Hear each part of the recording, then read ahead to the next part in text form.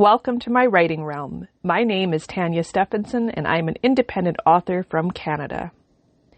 On my podcast and on my AuthorTube channel, I'm sharing with you everything that I learn along my way, along my journey as an independent author. This is episode 15. Today's topic, things I've learned during my first 2 years of being an indie author. Well, fall is pretty much here in Manitoba if you look at the weather. Frost warnings occur at night, leaves are changing color, and the kids are back in school. But this also means hockey season is upon us. During our youngest's evaluations this past weekend, I started rink writing again. I love this time of year.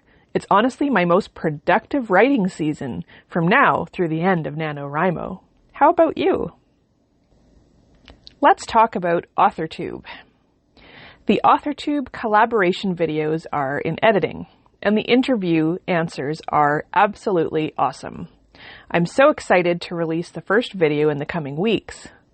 I did fall a bit behind on my video editing, recording, and release schedule due to my short notice trip to Ontario for a funeral, which is something I mentioned in the last video, but I'm trying to get back on track. Keyword, try. Well, my writing update. I've been working on multiple projects at the same time, which includes Red Rain, 300 Man, and Blood Rose. Red Rain is the red crime thriller rewrite. I'm rewriting it and putting it into a novel-length crime thriller.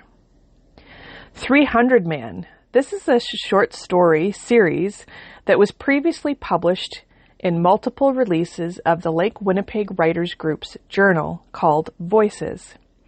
I'm putting each of these episodes together, rewriting it, and going to be releasing it as a short story or novella. Blood Rose. This is my first official high fantasy novel. It's pretty much a lot more work than I'd anticipated. World building and weaving multiple subplots together takes a damn ton of focus. Now let's get down to the topic at hand. Things I've learned so far as an indie author. Number 1, time is valuable. Sure, I knew this to some degree before, but I learned that the more time I spent on media, the less time I actually put into writing. Seems pretty simple, really. If I ever want to continue my publishing journey, I really need to spend more time on writing and less on content creation. Number 2, I can't do everything on my own as much as I would like to. When I first started out, I did all my own cover design. I love graphic design, but I am not a pro, and therefore it takes me longer to complete a cover, and the results are nowhere near where they need to be or where I want them to be to sell books. So, hiring the pros to accomplish cover design for me is finally okay. I am okay with this. Number 3, I'm continuously growing as a writer. My skills are constantly changing and growing based on how much I write, what I learn from the editing process, and the books that I'm reading. So when I look back at my first publications, I just shake my head and wonder, why the hell did I publish that? But at least I'm on a new path with more confidence than I had before, more knowledge and experience, and I'm looking forward to what 2023 brings for me when it comes to my author career. Number 4, quitting my full-time job to become a full-time authorpreneur is not in the cards for me, at least not right now and not for a long time. I'd considered exploring providing a service that I'm capable of, and providing that service for other authors to replace my income, which would give me a more flexible schedule. That would allow me more time to write. However, I've been at my job for more than 17 years and I kind of enjoy it.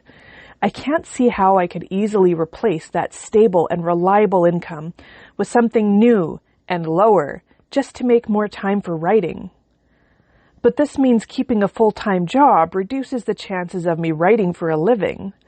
This doesn't mean I've given up on this thought entirely, but I'm being realistic.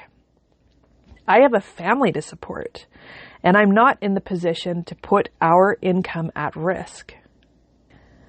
Number 5, I enjoy working on multiple projects at the same time.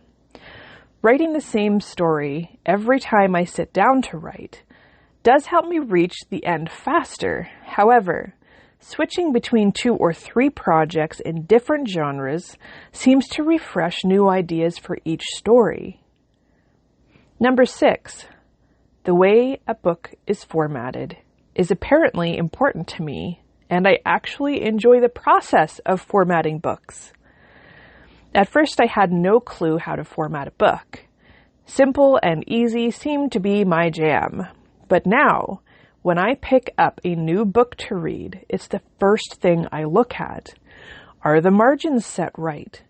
Are the paragraphs fully justified? Is the first line indent too big or too small? It all matters to me. I'm really looking forward to playing more with book formatting down the road.